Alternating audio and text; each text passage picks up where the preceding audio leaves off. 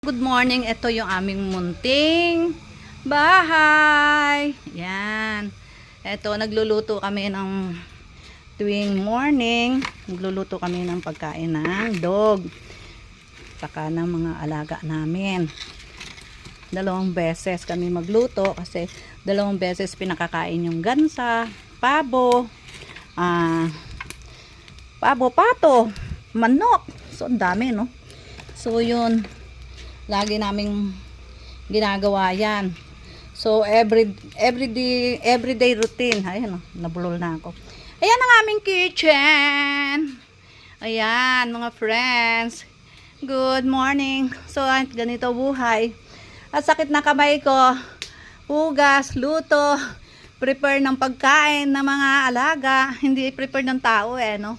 Minsan masarap pa yung ulam ng aso kaysa sa amin. O, diba? Saan ka pa? Ayan. Okay, good morning. Sure lang. Bye.